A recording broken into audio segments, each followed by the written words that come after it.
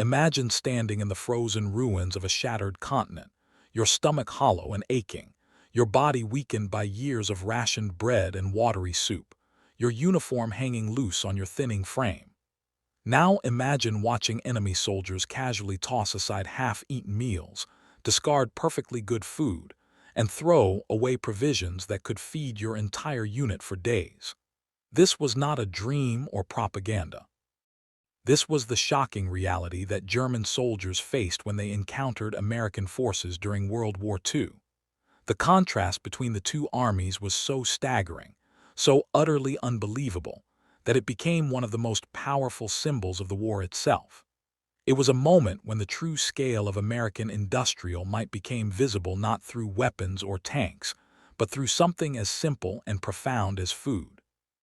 This is the entire story of how German soldiers could not believe Americans threw away food they were still eating, a tale that reveals the hidden truths about war, survival, humanity, and the vast ocean of difference that separated two worlds locked in mortal combat. To understand the shock and disbelief that German soldiers felt, we must first step into their worn and muddy boots and experience the reality of their daily existence. From the earliest days of the war, German soldiers knew hunger as an intimate companion. The Nazi regime had promised glory and conquest, but what it delivered was a grinding reality of insufficient rations, stretched supply lines, and a constant gnawing emptiness in the belly. German soldiers received rations that were carefully calculated to provide just enough calories to keep them fighting, but never enough to feel truly satisfied. A typical German soldier's daily ration included a small portion of bread, often made with sawdust or other fillers to stretch the grain supply, a thin slice of sausage or a spoonful of margarine, and perhaps some ersatz coffee made from roasted acorns or barley. Fresh meat was a rare luxury, and fresh vegetables were almost unheard of on the front lines. As the war dragged on and Germany's fortunes turned, even these meager rations became unreliable. Supply lines stretched across vast distances were constantly under attack from partisan forces and Allied bombers. Trains carrying food to the front were destroyed, warehouses were bombed, and the entire logistical network that kept armies fed began to crumble under the weight of total war. German soldiers stationed on the Eastern Front faced the worst conditions, where brutal winters and scorched earth tactics by retreating Soviet forces meant that local supplies were non-existent. Men learned to eat anything they could find. They boiled leather boots to make a thin soup.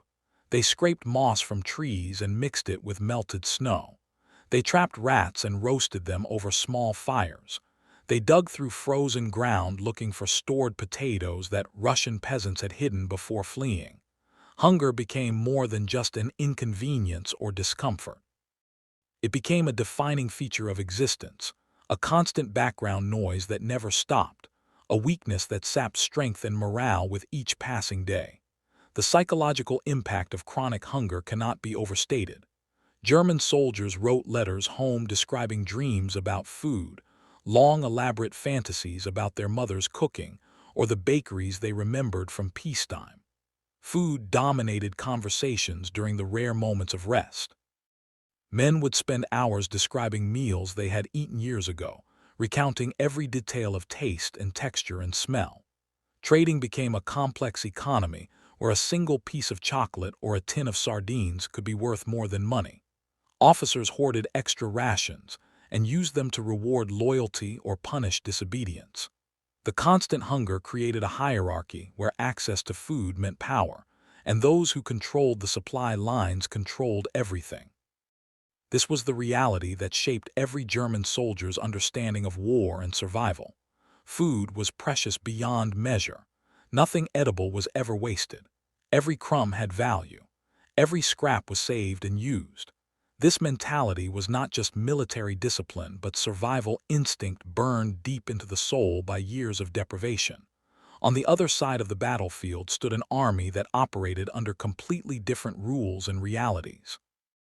American soldiers were supplied by the most powerful industrial economy the world had ever seen, a continent-spanning machine of production that had not been touched by bombing or invasion. The United States had turned its massive manufacturing capacity toward war production, and this included an unprecedented effort to keep its soldiers well fed. American military planners understood that well-fed soldiers fought better, had higher morale, and could endure the hardships of combat more effectively. They created a supply system that was revolutionary in its scale and efficiency. Ships carrying millions of tons of food crossed the Atlantic in massive convoys. Warehouses in Britain and France held mountains of supplies. Trucks and trains moved supplies forward to units at the front with clockwork regularity. The American military supply chain was so robust that it could deliver hot meals to frontline troops, a feat that seemed almost magical to soldiers from other armies. The standard American field ration was astonishing in its variety and quality. Sea rations came in cans that included not just basic sustenance but actual meals with meat, vegetables, and desserts. A single sea ration might contain beef stew, crackers, candy, cigarettes, chewing gum, and instant coffee. K rations provided breakfast, lunch, and dinner components with items like canned cheese, biscuits, fruit bars, and bouillon powder. Soldiers received these rations daily and often had more food than they could comfortably eat. Beyond the field rations, American soldiers had access to supply depots where they could obtain fresh bread, fresh meat, eggs, milk, butter, and an incredible variety of other foods. Mobile kitchens followed combat units and prepared hot meals whenever the tactical situation allowed. Soldiers could sit down to plates of fried chicken, mashed potatoes, green beans, pie, and coffee that would have been considered a feast by civilian standards in many countries. The abundance went beyond mere quantity. American soldiers received luxury items that had no direct military purpose, but were included to maintain morale and remind soldiers of home. Coca-Cola was bottled and shipped overseas in special facilities built just for this purpose. Ice cream was manufactured at forward bases using equipment that seemed absurdly frivolous in a war zone. Candy bars, chewing gum, and cigarettes were distributed freely. Fresh fruit arrived regularly, including oranges and apples that traveled thousands of miles to reach soldiers in Europe or the Pacific. The military even published cookbooks and trained cooks to prepare meals that would appeal to soldiers from different regions of America, recognizing that a soldier from the South might prefer different foods than one from the Midwest. This attention to the details of food and comfort reflected a fundamental difference in how America approached the war. The American military machine was not just about weapons and tactics, but about maintaining the physical and psychological well-being of its soldiers through every means available. The first meetings between German and American forces came during the North African Campaign, and then in Sicily and Italy before the Great Confrontation in France following D-Day. These early encounters gave German soldiers their first glimpse of American military culture and the startling differences in how the two armies operated. German soldiers who were captured or who surrendered in North Africa were often in terrible physical condition after months of fighting in the desert with inadequate supplies. They were thin, exhausted, suffering from malnutrition and disease. When they were processed as prisoners of war by American forces, they received medical treatment and food. The food they received as prisoners was often better than what they had eaten as fighting soldiers in their own army. This realization was shocking and deeply disturbing. German prisoners found themselves eating white bread, canned fruit, chocolate, and coffee that was real coffee, not the bitter substitute they had grown accustomed to. They gained weight in captivity. Their health improved. They began to understand that they had been fighting for a regime that could not or would not provide for its own soldiers, while the enemy they had been told was weak and decadent was actually so strong that even its prisoners ate better than German troops on the front lines. As the war moved into France after the Normandy invasion, German soldiers defending against the Allied advance witnessed American supply operations firsthand. They watched as endless columns of trucks moved supplies forward to American units. They saw the mountains of supplies that accompanied every American advance. They observed the casual attitude American soldiers had toward food and equipment. German soldiers fighting desperate defensive actions would sometimes overrun American positions temporarily and discover the abandoned remains of American camps. What they found in these camps was both wonderful and horrifying. They found half-eaten rations discarded in the mud. They found cans of food that had been opened, partially consumed, and then thrown away. They found boxes of supplies left behind because they were too heavy to carry or simply because new supplies were coming up anyway. German soldiers, who had been trained to salvage everything and waste nothing, could not comprehend this behavior. They gathered up the discarded American rations like treasure. They filled their pockets and packs with abandoned food. They ate ravenously, sometimes making themselves sick by consuming too much rich food too quickly after months or years of near-starvation rations. The psychological impact of these encounters was profound and complex. On one level, the captured American supplies provided immediate relief from hunger and a brief respite from the constant deprivation of German military life. Soldiers wrote letters describing American chocolate and canned meat as if they were precious jewels. They shared captured rations carefully among their units, making each can or package stretch as far as possible. But on another deeper level, the abundance of American supplies carried a disturbing message that could not be ignored. If the Americans could afford to throw away food, if they had so much that they did not even bother to salvage half-eaten meals, then what did that say about the relative strength of the two sides? German soldiers began to understand that they were not just fighting against an enemy army, but against an entire industrial and economic system that was vastly more powerful than their own. The wasted food was evidence of a productive capacity so enormous that it could supply armies on multiple continents while still maintaining civilian prosperity at home. This realization was demoralizing in a way that battlefield defeats were not, because it made the eventual outcome of the war seem inevitable. American soldiers did not throw away food because they were wasteful or disrespectful by nature. The behavior emerged from a completely different relationship with abundance and a supply system that actively encouraged the attitude that there would always be more.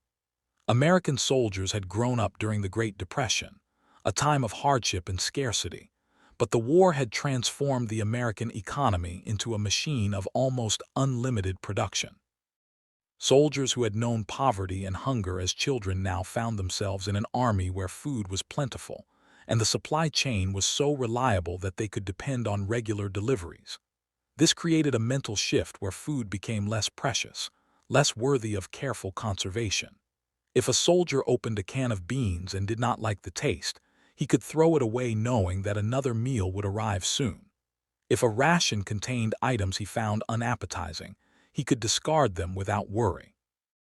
The military supply system actually encouraged this attitude to some extent because keeping soldiers happy and well-fed meant not forcing them to eat things they disliked when alternatives were available. The American approach to logistics was fundamentally different from the German system. American supply officers operated with generous allowances and the expectation that some waste was acceptable and even inevitable. They ordered more supplies than were strictly necessary, creating buffers and margins for error. If a unit needed food for 1,000 soldiers, the supply system would send enough for 1,200, knowing that some would be lost to spoilage, accidents, or combat conditions.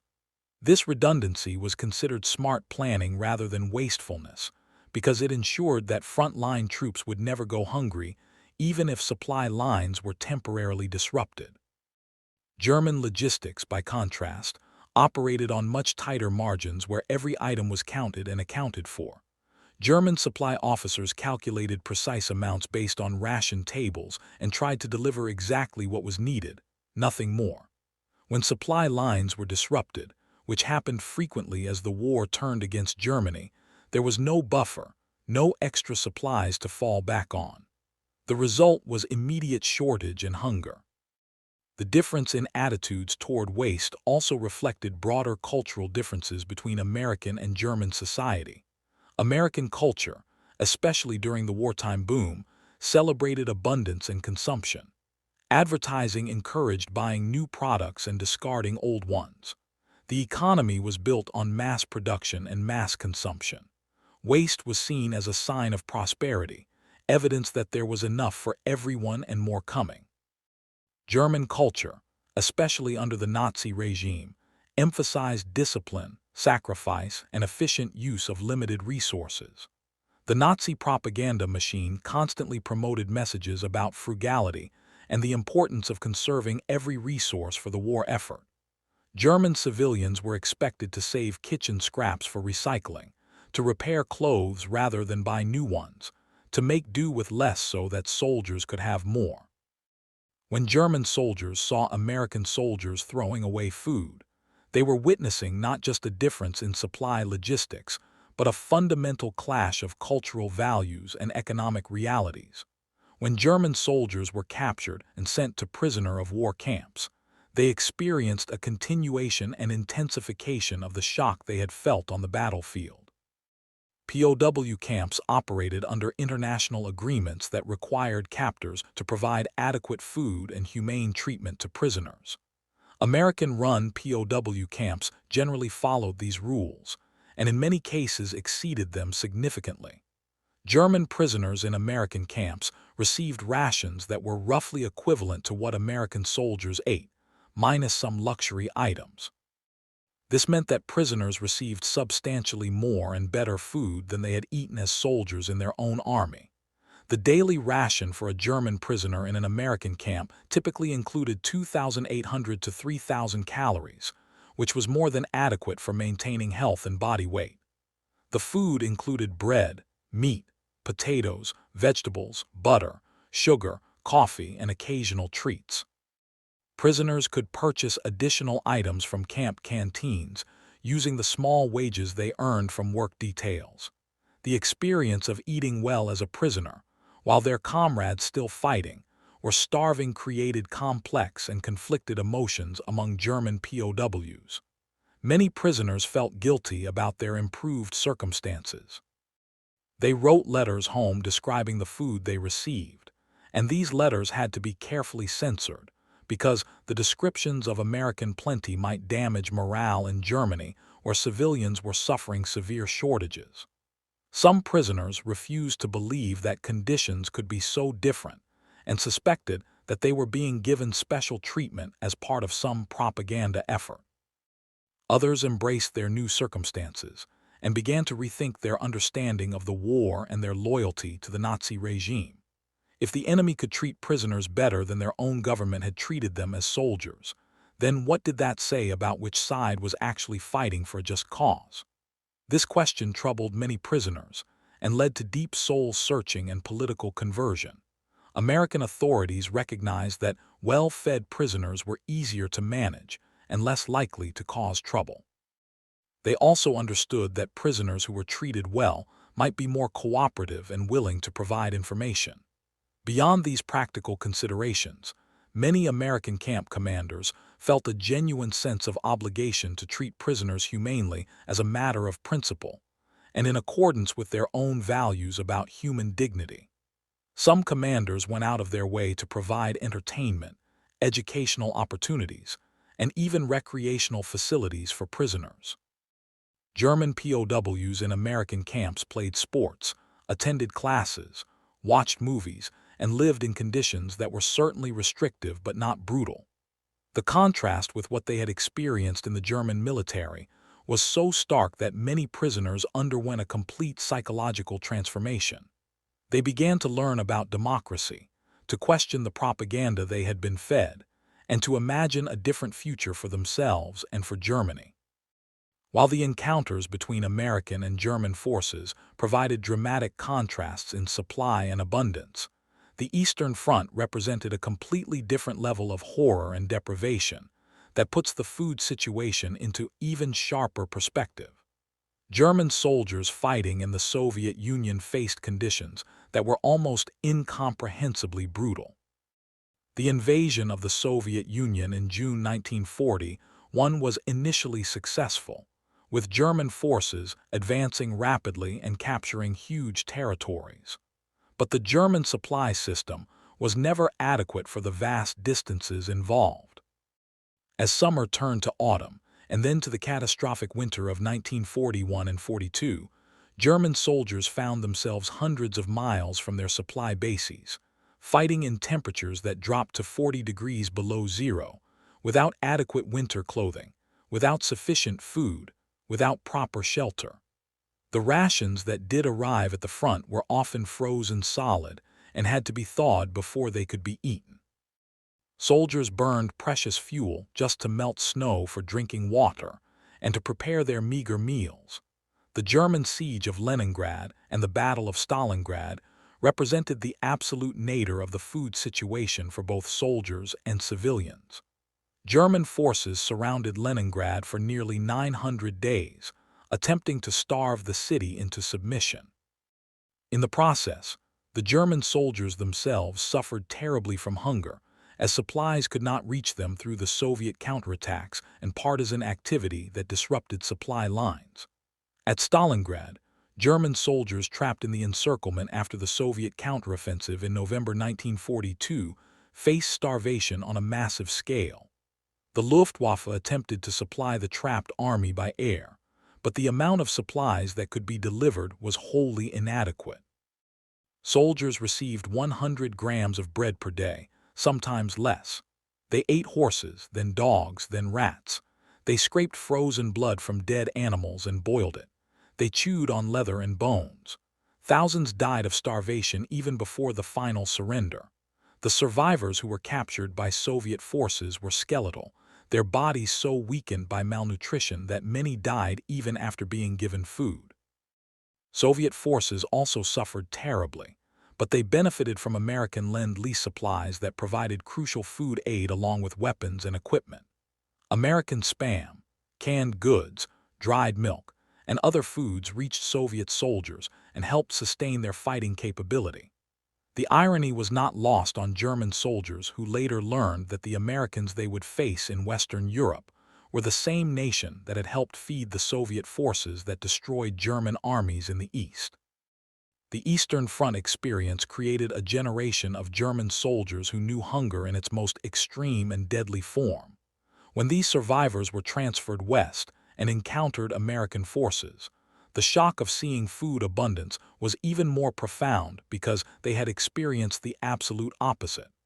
They had lived through a nightmare where a crust of bread meant life, and the absence of food meant death.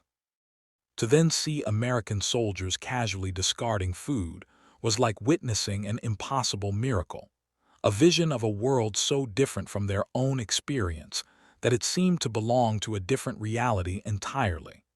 By late 1944 and early 1945, the German military situation had deteriorated to the point of collapse. The failed Ardennes offensive, known as the Battle of the Bulge, was Germany's last major attack in the West, and its failure doomed any remaining hope of avoiding total defeat.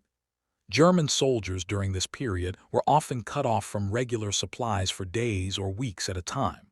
They scrounged food from abandoned villages, stole from civilians, and survived on whatever they could find. The contrast with American forces became even more pronounced. American soldiers fighting in the Ardennes during the bitter winter received hot meals whenever possible, had access to field kitchens that somehow managed to deliver turkey dinners for Christmas, and continued to receive regular supplies even in the midst of heavy fighting. German soldiers attacking American positions were often motivated as much by hunger as by tactical objectives. They hoped to capture American supply dumps and depots where they could seize food to feed themselves and their units. The psychological breaking point for many German soldiers came when they realized that continuing to fight was pointless, not because of military defeat, but because of the fundamental unsustainability of their situation. An army cannot fight when it is starving. Soldiers cannot march or fight or even think clearly when their bodies are weakened by malnutrition. The German military had always prided itself on discipline and willpower, the idea that superior training and fighting spirit could overcome material disadvantages. But there were limits to what discipline could achieve. A starving man cannot will himself to have the strength of a well-fed man. German units began to disintegrate not through cowardice, but through simple physical inability to continue. Soldiers collapsed from exhaustion and malnutrition. Officers could not enforce discipline when the men they commanded were too weak to obey orders. Desertion rates climbed as soldiers decided that survival was more important than loyalty to a regime that could not or would not provide the basic necessities of life. The final months of the war saw German soldiers surrendering in massive numbers, often specifically seeking out American or British forces rather than Soviet forces, because they knew treatment would be better. German soldiers understood that capture by Americans meant food, medical care, and survival, while continuing to fight meant starvation and likely death. The calculus was simple and stark. When American forces crossed the Rhine and began their final advance into Germany, they encountered German units that offered only token resistance before surrendering. The soldiers who surrendered were often in terrible condition, emaciated and sick, their uniforms ragged, their equipment non-functional.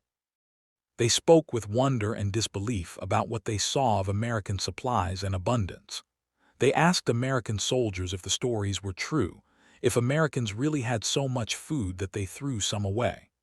When told that yes, it was true, many German soldiers simply shook their heads in stunned silence, unable to process information that contradicted everything their experience had taught them about the nature of war and survival.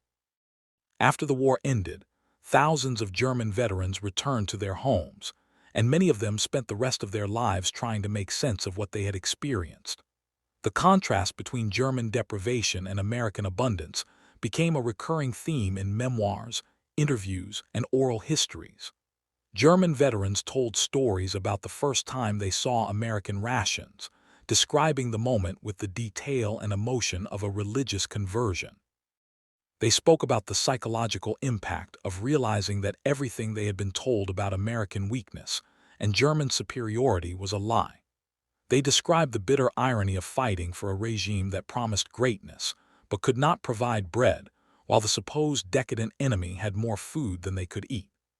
These testimonies reveal the deep trauma that hunger inflicted on an entire generation of German soldiers, a wound that never fully healed even decades after the war ended. One common theme in survivor testimonies is the way that food became a measure of everything. German veterans compared their own military experience to what they learned about the American military, and the comparison always came back to food. They noted that American soldiers were bigger and stronger because they had been well fed their entire lives. They observed that American soldiers seemed more confident and less desperate because they never had to worry about where their next meal would come from. They understood that the American military could take risks and pursue aggressive strategies because their supply lines were so robust that they did not have to carefully conserve every resource. German veterans recognized that they had been trying to fight an opponent that had fundamental advantages that had nothing to do with courage or skill or tactics, but everything to do with the industrial and agricultural capacity to produce abundance. Some German veterans spoke with a kind of grudging respect and even admiration for the American supply system. They appreciated the skill and organization required to move such vast quantities of supplies across thousands of miles and deliver them to front-line troops with such regularity. They recognized that logistics was a form of warfare that the Americans had mastered while Germany had failed. Other veterans spoke with bitterness and anger, feeling that they had been betrayed by their own leaders who had sent them to fight a war that could not be won against an opponent whose resources were so vastly superior. Many veterans struggled with complex feelings of shame and confusion, wondering how they could have believed the propaganda, how they could have participated in such a destructive and ultimately futile war, how they could have supported a regime that treated its own soldiers so poorly. The food contrast became a symbol for all the other lies and failures of the Nazi system, a concrete and visceral example of how profoundly wrong everything had been. The story of German soldiers being shocked by American food abundance is not just an interesting anecdote from World War II, but a window into understanding the deeper realities of the conflict. World War II was in many ways a war of production and logistics as much as it was a war of battles and strategy. The side that could produce more weapons, more supplies, more food, and more of everything needed to sustain modern warfare had an overwhelming advantage. Germany entered the war with a military that was tactically skilled and initially well equipped, but the German economy was never prepared for a long war of attrition. German industry was strong but not strong enough to compete with the combined production of the Soviet Union, the United States, and the British Empire. German agriculture was productive, but could not feed both the military and the civilian population, once the war disrupted normal trade and imports. The United States, by contrast, was almost ideally positioned to win a war of production. The American homeland was protected by vast oceans from enemy attack, meaning that factories and farms could operate at full capacity without fear of bombing or invasion. American industry was already the most productive in the world before the war, and it expanded dramatically during wartime. American agriculture was so productive that the country could feed its own population, supply massive quantities of food to its military, and still ship food aid to allied nations including Britain and the Soviet Union. This productive capacity was the foundation of Allied victory. No amount of German tactical skill or fighting spirit could overcome the basic reality that the Allies had more of everything and could afford to use their resources in ways that Germany could never match. The throwing away of food by American soldiers was not just waste, but a visible manifestation of this productive superiority. It demonstrated that the American military operated with such comfortable margins that individual soldiers could make personal decisions about what to eat and what to discard without endangering the overall supply situation. This was only possible because the supply chain was so robust and reliable that waste at the individual level was insignificant compared to the overall flow of resources. German soldiers who witnessed this waste understood intuitively that they were seeing evidence of a power that could not be defeated by traditional military means. The war would be decided not by who fought more bravely or skillfully, but by who could produce and supply and sustain their forces over the long, grinding years of total war. By that measure, the outcome was never really in doubt once the United States entered the war and committed its full industrial might to Allied victory. The food situation during and after World War II had profound and lasting effects on German society and culture. The experience of hunger became a defining memory for an entire generation. German civilians suffered even more severely than soldiers in many cases, especially during the final months of the war and the immediate post-war period. Cities were bombed and infrastructure destroyed, disrupting the distribution of food. Farmland was fought over and left barren. Millions of refugees fled from eastern territories, creating humanitarian crises. The winter of 1946 to 1947, known as the Hunger Winter, saw widespread malnutrition and starvation in occupied Germany as the Allied powers struggled to feed the defeated population. German civilians survived on rations that provided as little as 1,000 calories per day, well below the amount needed to maintain health. The contrast between wartime deprivation and post-war American aid created complicated feelings in German society. The same Americans who had fought against Germany now worked to rebuild the country and prevent mass starvation. The Marshall Plan and other aid programs brought food and resources to Germany, helping the country recover and eventually prosper. Germans who had seen American abundance during the war now benefited from American generosity during peace.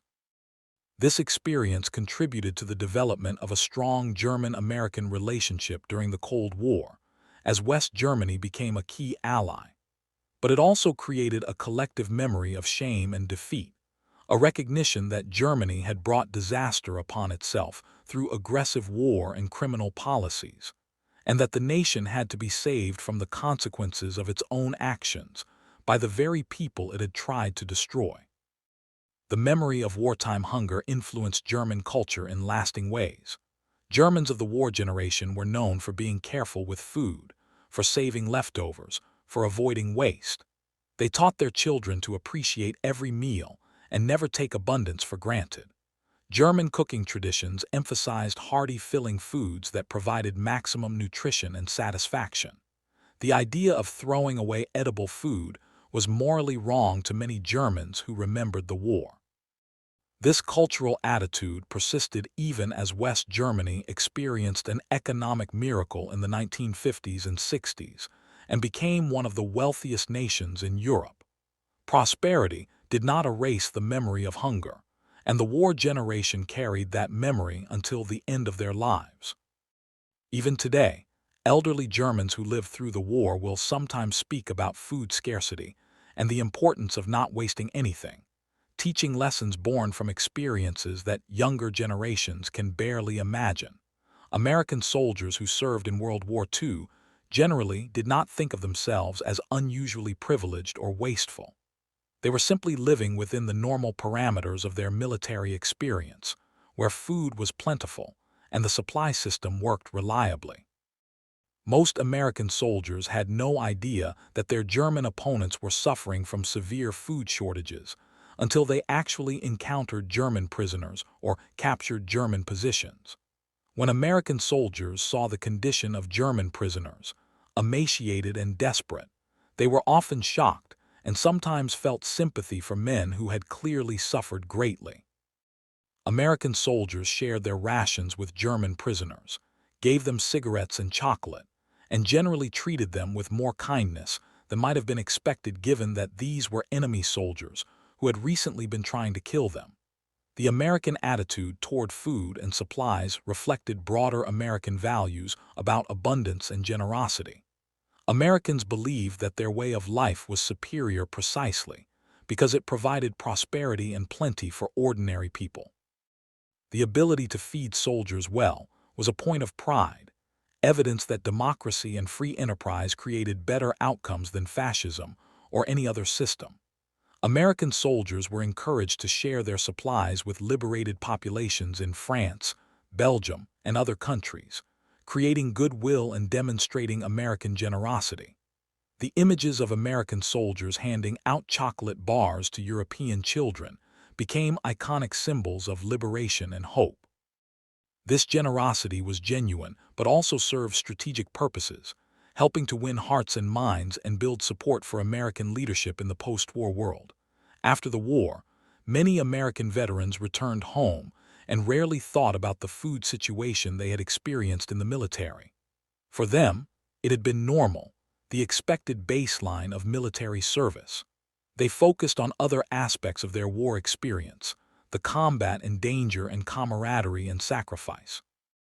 It was only decades later, when historians began interviewing veterans and examining the war from multiple perspectives, that the significance of the food contrast became more widely understood and discussed. American veterans who learned about German experiences of hunger sometimes expressed surprise, having never realized how different conditions had been on the other side. Some veterans felt a kind of retroactive guilt, wishing they had been more aware and more careful with resources. Others maintained that they had been right to expect proper support from their country, and that the failure was on the German side for starting a war they could not sustain. These different perspectives reflect the complex and often contradictory ways that people remember and interpret wartime experiences. The story of food abundance and deprivation in World War II teaches important lessons about the nature of modern warfare and the factors that determine victory and defeat.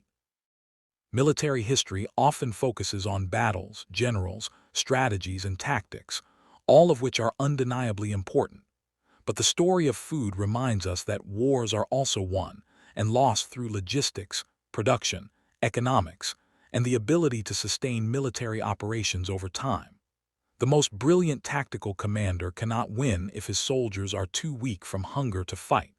The most advanced weapons are useless if they cannot be supplied with ammunition and fuel. Modern warfare requires not just military skill, but the total mobilization of national resources, and the creation of supply systems that can move vast quantities of materials over long distances under difficult conditions. The food contrast between American and German forces also illustrates the dangers of authoritarian systems that prioritize ideology over practical reality. The Nazi regime was built on myths of racial superiority and the idea that willpower and discipline could overcome any obstacle. This ideological rigidity prevented German leaders from honestly assessing their strategic situation and recognizing that they could not win a war of attrition against opponents with vastly greater resources. German propaganda claimed that the Allies were weak and decadent, corrupted by democracy and racial mixing, and that German racial purity and National Socialist discipline would ensure victory. The reality was exactly the opposite. The democratic and diverse Allied nations proved far more effective at mobilizing their populations and resources for total war, while the Nazi system was riddled with inefficiency, corruption, and fatal strategic mistakes.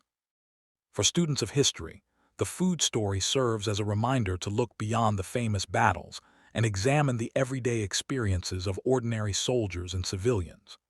The grand sweep of history is made up of countless small moments and personal experiences that shaped how people understood and responded to events. A German soldier watching an American throw away half a can of food experienced a moment of revelation that changed his understanding of the war and his place in it. Multiply that moment by millions of similar experiences across years of conflict, and you begin to see how the psychological and material realities of war work together to determine outcomes. History is not just what happened, but what people experienced, and how those experiences shaped their choices and beliefs. The seemingly simple story of food contains layers of meaning about power, values, survival, humanity, and the terrible price of war. The legacy of World War II hunger extends far beyond the war itself and continues to influence international relations, humanitarian policy, and our understanding of conflict. The experience of mass starvation in Europe led to the creation of international organizations and treaties designed to prevent such suffering in future conflicts. The Geneva Conventions were expanded after World War II to include stronger protections for civilians and requirements that occupying powers provide adequate food and medical care. International food aid programs were developed to respond to humanitarian crises. The United Nations created specialized agencies focused on agriculture and food security. These institutional developments reflected a recognition that preventing hunger and starvation was not just a moral imperative, but a practical necessity for maintaining peace and stability. The contrast between American abundance and European deprivation also shaped the post-war international order in profound ways. American economic power and the ability to provide aid and assistance gave the United States enormous influence in rebuilding Europe and establishing the Western alliance against Soviet communism. The Marshall Plan was fundamentally about food and economic resources as much as it was about political ideology. By helping to feed Europe and rebuild devastated economies, the United States created lasting bonds and obligations that shaped international politics for decades. The relationship between West Germany and the United States became one of the cornerstones of NATO and the Western security system, built in part on memories of American generosity and German gratitude for aid that prevented post-war starvation. In the decades since World War II, the story of hunger and abundance has continued to resonate in new contexts. Military planners study logistics and supply chains as critical elements of modern warfare. Humanitarian organizations work to prevent famines and respond to food crises in conflict zones around the world. Historians examine the social and cultural impacts of wartime deprivation on different societies, and veterans and survivors pass down their memories to younger generations, ensuring that the lessons of that terrible conflict are not forgotten. The image of a German soldier staring in disbelief at an American throwing away food remains a powerful symbol of the vast gulf that separated the two sides, and the ultimate futility of Germany's war of conquest against opponents it could never hope to defeat. The entire story of German soldiers not believing that Americans threw away food they were still eating is ultimately a story about the human experience of war in all its complexity and contradiction. It is a story about hunger and abundance, suffering and prosperity, defeat and victory, but also about the universal human need for sustenance and the profound meaning that food carries in times of crisis. When we imagine that German soldier standing in the ruins of his shattered world, watching an American casually discard a half-eaten meal, we are witnessing a moment of profound revelation. In that moment, all the propaganda and ideology and nationalistic fervor falls away, and what remains is the simple truth that one side had the resources to feed its soldiers and the other did not. That truth decided the war as surely as any battle or strategy. The story resonates across the decades because it speaks to fundamental questions about power and inequality, and the ways that material conditions shape human destiny. It reminds us that wars are fought not just by generals and politicians, but by ordinary people whose experiences of hunger and comfort, suffering and relief, hope and despair, are the real substance of history. The German soldiers who survived the war carried the memory of hunger with them forever, a burden that shaped their lives and values in ways both visible and invisible. The American soldiers who threw away food without thinking represented a different world, a world of abundance and confidence and power that seemed almost unimaginable to those who had known only scarcity and struggle. In the end, the story teaches us that wars are won not just on battlefields but in factories and farms, in the complex systems that produce and distribute the resources needed to sustain modern military forces. It teaches us that ideology and propaganda cannot substitute for material reality, and that nations which ignore the practical requirements of war do so at their peril. It teaches us that the experience of the common soldier, whether he is eating well or starving, whether he is confident or despairing, matters enormously to the outcome of conflicts. And it teaches us that in the midst of the chaos and violence of war, something as simple as food can become a symbol of everything that divides and defines opposing sides. The image of that discarded ration, that wasted meal, that unimaginable abundance, remains one of the most powerful and enduring symbols of World War II, a war that was decided as much by production lines and supply ships as by soldiers and tanks, and whose lessons continue to echo through history to this very day.